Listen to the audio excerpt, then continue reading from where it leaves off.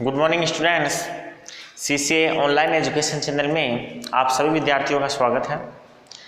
आज क्लास में बच्चों अपन जो नया टॉपिक स्टार्ट करते हैं वो है नेत्र से संबंधित। लास्ट क्लास में अपन ने नेत्र की जो संरचना थी उसका डिटेल से स्टडी कर ली थी। आज अपन उससे संबंधित कुछ शब्दावलियां हैं, उससे संबंधित कुछ शब्द हैं, उसके बारे में जानकारी लेते हैं। तो सबसे पहले बच्चों अपन लेते हैं नेत्र की समंजन क्षमता। तो देखो नेत्र की समंजन क्षमता अपन किसे बोलेंगे, उसको अपन पहले नोट करते हैं। नेत्र की समंजन क्षमता। देखो बच्चों, अपन ने जब नेत्र की संरचना स्टार्ट की थी उस समय मैंने कहा था कि अपना जो नेत्र होता है वो कैमरे के जो कैमरा होता है उसके समान कार्य करता है। अर्थात जिस प्रकार हम कैमरे से दूर की वस्तु की फोटो खींचने के लिए उसको जूम कर लेते हैं और नज़दीक की फोटो खींचने के लिए उसको जूम इन कर लेते हैं, उसी प्रकार हमारी आंखों से जब हमें दूर की वस्तु देखनी होती है तो उसकी फोकस दूरी कम या ज़्यादा कर ली जाती है। नेत्र में जो लेंस है उस लेंस की फोकस दूरी कम या ज़्यादा कर ली जाती है। इस हिसाब से जो हमारा नेत्र होता है वो कैमरे की भांति क्या करता है, फोकस दूरी को कम और ज़्यादा करता है अपनी आवश्यकताओं के अनुसार।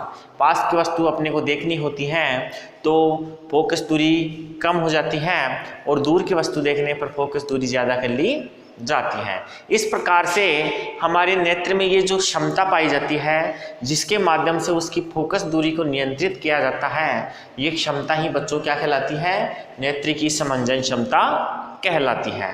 तो आप ये बोल सकते हैं इसकी डेफिनेशन के रूप में कि हमारी नेत्र में जो मांसपेशियां हैं उन मांसपेशियों के द्वारा नेत्र के लेंस की फोकस दूरी को कम या ज़्यादा करने की जो क्षमता होती है उसे ही नेत्र की समंजन क्षमता कहते हैं। तो देखो बच्चों, अपन इसकी जो डेफिनेशन है उसको नोट करते हैं।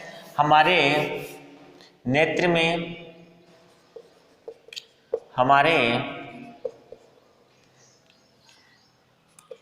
नेत्र की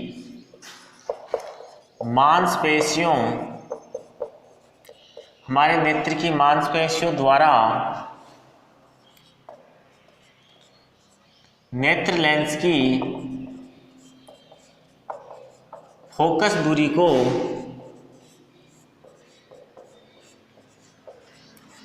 कम या ज़्यादा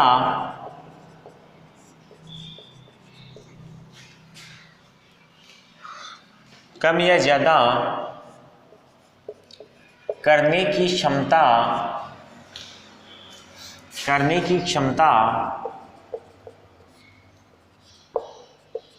नेत्र की समंजन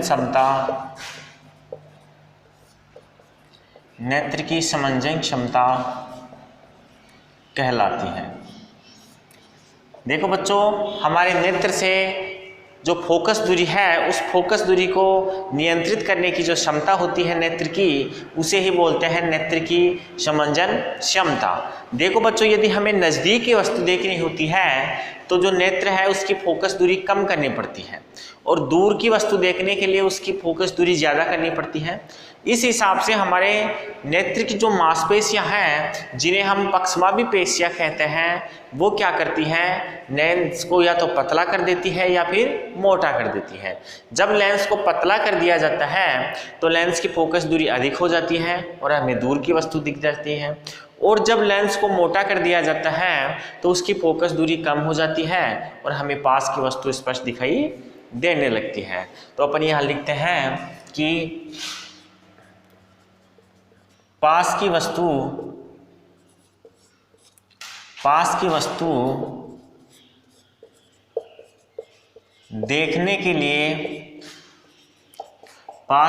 देखने के लिए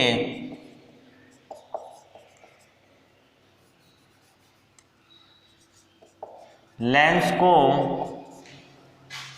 थोड़ा मोटा कर दिया जाता है जिससे उसकी फोकस दूरी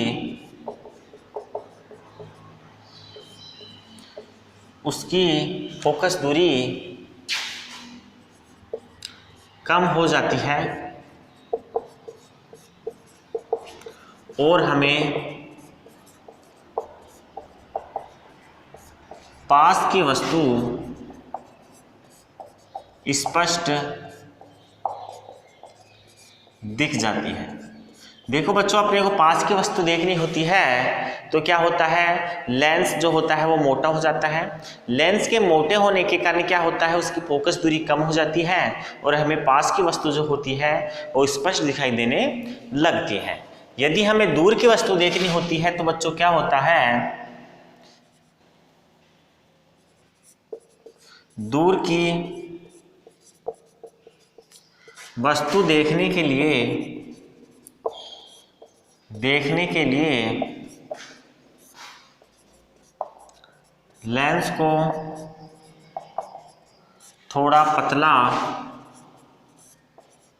कर दिया जाता है। देखो ना बच्चों, ये लेंस को पतला या जो मोटा किया जाता है वो पक्षमापी पेशियों के द्वारा किया जाता है। ध्यान रखना है यहाँ पे लेंस को पतला या मोटा पक्षमापी पेशियों के द्वारा किया जाता है, क्योंकि जो नेत्र लेंस होता है वो आपके लचीला होता है, उसकी फोकस दूरी को कम या ज़्यादा किया जा सकता है और ये कार्य जो होता है वो पक्षमापी पेशियों के द्वारा किया जाता है। अभी मैं नीचे लिखा दूंगा नोट में, पतला कर दिया जाता है जिससे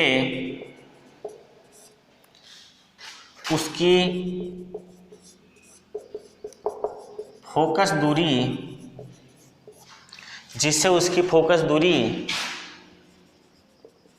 ज़्यादा हो जाती है, जिससे उसकी फोकस दूरी क्या होता है बच्चों, ज़्यादा हो जाती है और हमें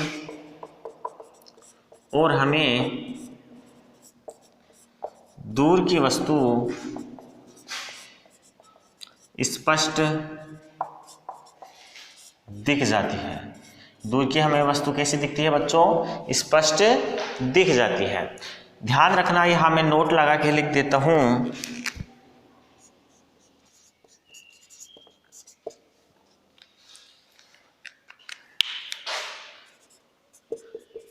नेत्र लेंस को पतला या मोटा पक्षमापी पेशियों द्वारा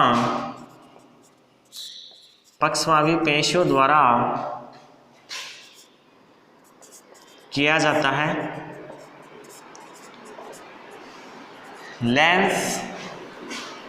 नेत्र लेंस जो होता है बच्चों, नेत्र लेंस लचीला होता है। नेत्र लेंस लचीला होता है जिससे उसकी फोकस दूरी कम या ज़्यादा की जा सकती है। ध्यान रखना बच्चों, जो नेत्र लेंस होता है वो कैसा होता है, पतला होता है, जिसके कारण उसकी फोकस दूरी कैसी की जा सकती है, कम या ज़्यादा की जा सकती है। तो आप इसको अच्छे से समझना कि नेत्र की जो समंजन क्षमता होती है बच्चों, वो होती है नेत्र की फोकस दूरी को कम या ज़्यादा करने की क्षमता। नेत्र को फोकस दूरी कम या ज़्यादा करने की जो क्रिया होती है वो पक्षमापी पेशियों के द्वारा होती है और ये जो पक्षमापी पेशियाँ होती हैं बच्चों, ये नेत्र लेंस की फोकस दूरी को कम या ज़्यादा करने की क्षमता को प्रदर्शित करती हैं। अपने को ध्यान रखना है कि पास की वस्तु देखने के लिए जो लेंस होता है उसकी फोकस दूरी कम होनी चाहिए, दूर की वस्तु देखने के लिए नेत्र की जो फोकस दूरी होती है वो ज़्यादा होनी चाहिए और ये जो कार्य होता है वो पक्षमापी पेशियों के द्वारा संपादित किया जाता है। अब बच्चों, इसी से संबंधित एक और शब्द है जिसको अपन बोलते हैं दूर बिंदु। दूर बिंदु क्या होता है, इसके बारे में अपन चर्चा करते हैं बच्चों। दूर बिंदु, देखो बच्चों, दूर बिंदु वह बिंदु होता है जहां तक हमारी आंखें स्पष्ट रूप से देख सकती हैं। जहां तक हमारी आंखें स्पष्ट रूप से देख सकती हैं उसको दूर बिंदु कहा जाता है।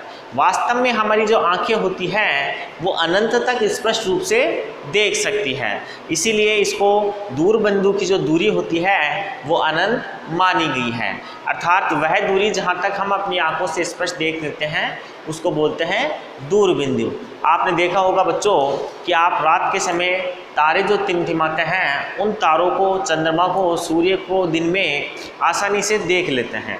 सूर्य तो फिर भी नज़दीक हैं, लेकिन जो तारे हैं वो सूर्य से भी कई हजारों, पता नहीं कितने ही किलोमीटर दूर हैं, लेकिन उनको अपन स्पष्ट आंखों से देख लेते हैं। उनकी चमक जो होती है, उनका जो प्रकाश होता है वो हमारी आंखों तक आ जाता है। इसीलिए हमारी जो दूर बिंदु की जो दूरी होती है वो अनंत मानी गई है। तो मैं यहाँ लिख देता हूँ इसकी डेफिनेशन को कि हमारी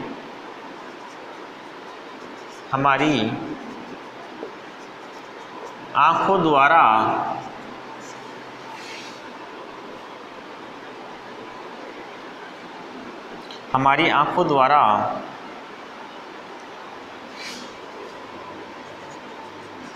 अधिकतम दूरी जहाँ तक स्पष्ट देखा जा सकता है। देखो बच्चों, हमारी आंखों द्वारा अधिकतम दूरी जहाँ तक स्पष्ट देखा जा सकता है दूर बिंदु कहलाता है। क्या कहलाता है बच्चों? दूर बिंदु कहलाता है। ध्यान रखना यहाँ पे बच्चों, ये जो दूर बिंदु है वो दूर बिंदु की दूरी हमारे स्वस्थ नेत्र के लिए अनंत होती है। तो मैं यहाँ लिख देता हूँ, एक स्वस्थ नेत्र के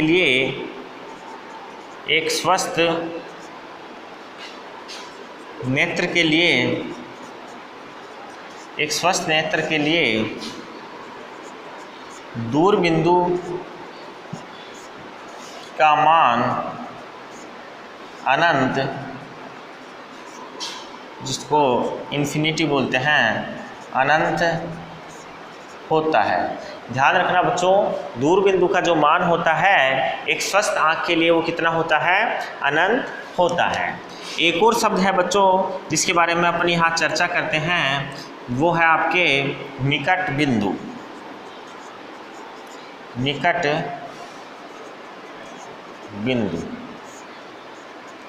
निकट बिंदु के बारे में बच्चों अपन चर्चा करें तो यहाँ बात करते हैं निकट बिंदु वह बिंदु होता है, वह निकटतम बिंदु होता है जहाँ तक हमारी आंखें स्पष्ट रूप से देख सकती है।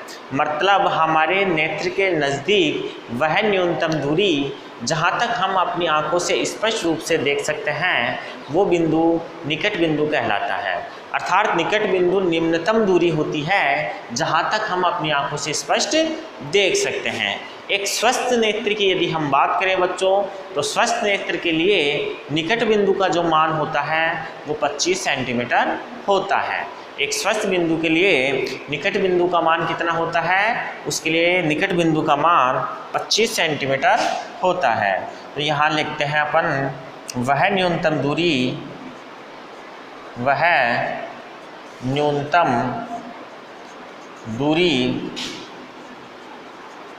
जहाँ तक एक स्वस्थ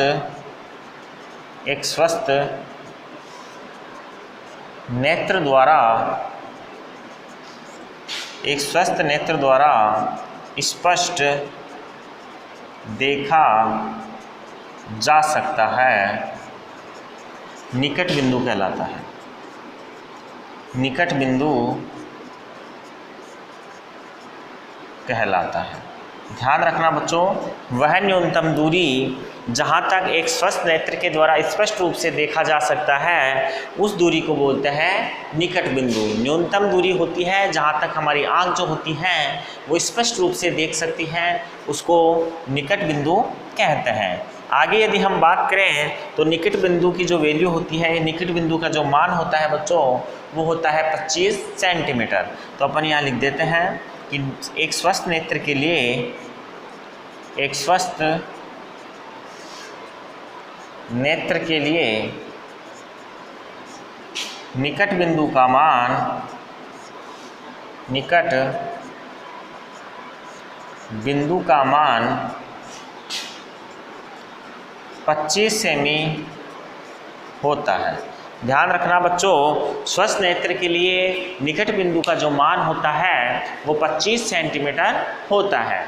यहाँ ध्यान रखना कि ये जो नेत्र से संबंधित अपन निकट बिंदु और दूर बिंदु की बात कर रहे हैं वो मानव नेत्र के लिए कर रहे हैं। मानव नेत्र के लिए ही स्वस्थ जो दूर बिंदु और निकट बिंदु है उसकी वैल्यू क्रमशः अनंत और कैसी होती है, 25 सेंटीमीटर होती है। इसका आप स्क्रीनशॉट लीजिए, फिर अपन आगे देखते हैं।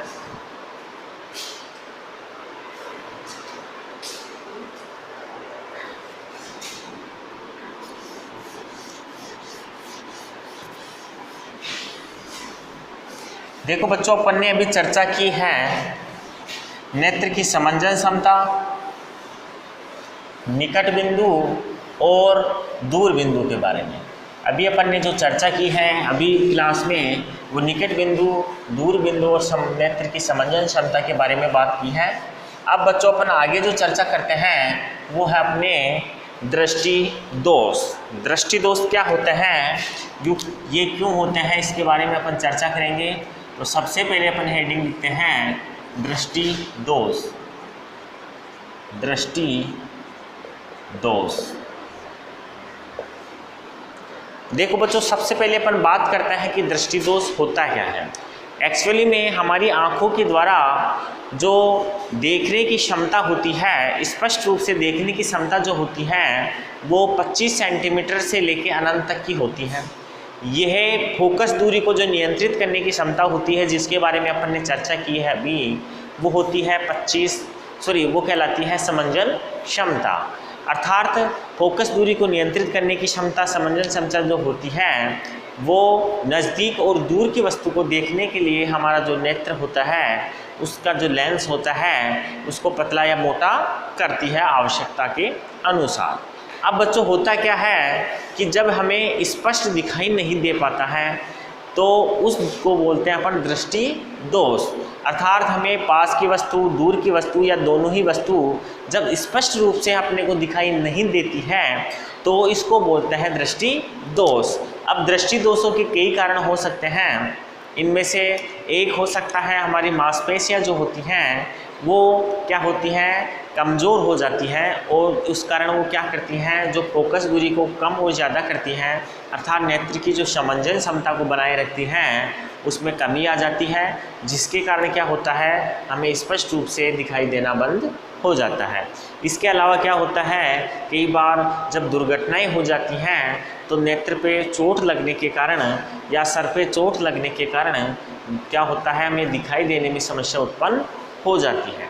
इसके अलावा कई जैसे जैसे वृद्धावस्था आती है, जैसे जैसे आयु बढ़ती है, वैसे वैसे देखने की जो क्षमता होती है वो कम हो जाती है, क्योंकि नेत्र की जो समंजन क्षमता होती है वो धीरे धीरे कम होने लगती है। इस प्रकार से बच्चों हम बात करें तो कुछ कारण हैं जिसके कारण देखने की क्षमता कम हो जाती है उस। और डेफिनेशन की यदि हम बात करें तो दृष्टि दोष का मतलब होगा हमारे आँखों के द्वारा स्पष्ट रूप से दिखाई ना देना दृष्टि दोष कहलाएगा। हमारी जो नेत्र हैं उसके द्वारा देखने की क्षमता जो होती है वो कम हो जाती है, उसे ही अपन क्या बोलेंगे, दृष्टि दोष कहेंगे। तो मैं यहाँ पहले डेफिनेशन लिखता हूँ दृष्टि दोष की। तो देखो बच्चों, हमारी आँखों द्वारा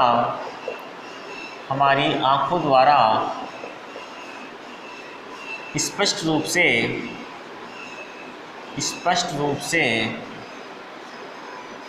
आँखों द्वारा स्पष्ट रूप से देख न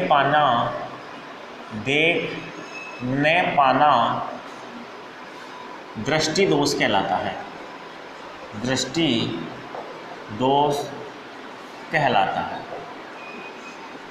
सामान्यतः 6/6 होती हैं हमारी आँखें।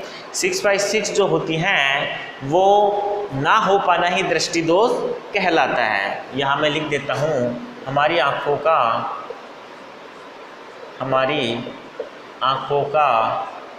6/6 ना हो पाना दृष्टि दोष कहलाता है।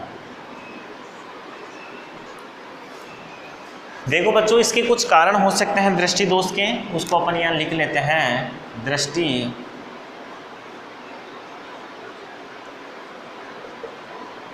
दोष के कारण, दृष्टि दोष के कारणों की अपन यहाँ चर्चा कर लेते हैं। सबसे पहले लेते हैं बच्चों अपन दृष्टि दोष के बारे में। तो दृष्टि दोष होता है आपके नेत्र की पक्षमाभी पेशियों का शिथिल या कमजोर हो जाना। तो पहला कारण है बच्चों इसका नेत्र की पक्षमाभी पेशियों का कमजोर हो जाना। पक्षमाभी पेशियाँ जब बच्चों कमज़ोर हो जाती है तो वो फोकस दूरी को कम और ज़्यादा नहीं कर पाती है, और कम और ज़्यादा ना कर पाने के कारण दृष्टि दोष उत्पन्न हो जाते हैं। तो अपन यहाँ देखते हैं पहला जो कारण है दृष्टि दोष का, वो हो बच्चों दृष्टि पक्षमाभी पेशियों का क्या हो जाना, कमज़ोर हो जाना। पक्षमाभी पेशियों का कमज़ोर हो जाना क्या है, दृष्टि दोष का एक कारण है। दूसरे कारण की अगर हम बच्चों यहाँ बात करें तो हो सकता है दुर्घटना के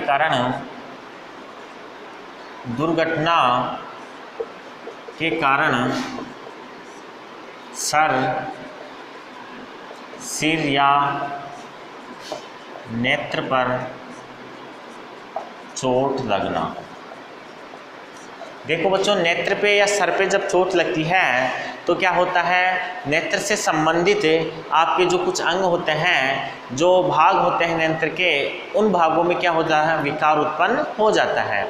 और इन भागों में विकार उत्पन्न होने के कारण सामान्यतः क्या होता है, सामान्यतः जो दृष्टि दोष होते हैं वो उत्पन्न हो जाते हैं। तो इसका दूसरा कारण है बच्चों दुर्घटनाओं का हो जाना। इसके अलावा यदि हम बात करें तो जैसे जैसे व्यक्ति की आयु बढ़ती है वैसे वैसे क्या होती है, उसकी पेशियाँ कमज़ोर हो जाती हैं और व्यक्ति को दिखने में समस्या उत्पन्न हो जाती है। तो यहाँ हम लिखते हैं आयु का बढ़ना या फिर वृद्धावस्था। आयु का बढ़ना या वृद्धावस्था जो होती है, जिसे आयु का बढ़ने को वृद्धावस्था बोलते हैं। तो जैसे जैसे वृद्धावस्था आती जाती है, आयु बढ़ती जाएगी, वृद्धावस्था आएगी। तो जैसे वृद्धावस्था आएगी वैसे क्या होगा, व्यक्ति की जो देखने की क्षमता होती है, पक्षमाभी पेशियों को नियंत्रित करने की जो क्षमता होती है, वो धीरे धीरे कमज़ोर हो जाती है और स्पष्ट रूप से देखने की क्षमता कम होती जाती है। तो बच्चों, अपन ने आज की क्लास के अंदर चर्चा की है दृष्टि दोषों के बारे में, और नेत्र से संबंधित जो समंजन क्षमता है, दूर बिंदु है, निकट बिंदु है और दृष्टि दोष है। अब दृष्टि दोष बच्चों कई प्रकार के होते हैं, उनके बारे में अपन चर्चा नेक्स्ट क्लास में करेंगे। तो अपना अगली क्लास का जो बच्चों टॉपिक रहेगा वो रहेगा दृष्टि दोषों के प्रकार। दृष्टि दोष कई प्रकार के होते हैं, निकट दृष्टि दोष होता है, दूर दृष्टि दोष होता है, जरा दृष्टि दोष होता है और दृष्टि वैषम्य होता है, मोतियाबिंद होता है। तो ये जितने भी दृष्टि दोष हैं, उन दृष्टि दोषों के बारे में, उनके कारण क्या हैं, उनके निवारण क्या हैं, उनके बारे में अपन चर्चा नेक्स्ट क्लास में करेंगे। आज की क्लास यहीं तक रहेगी। थैंक यू, धन्यवाद।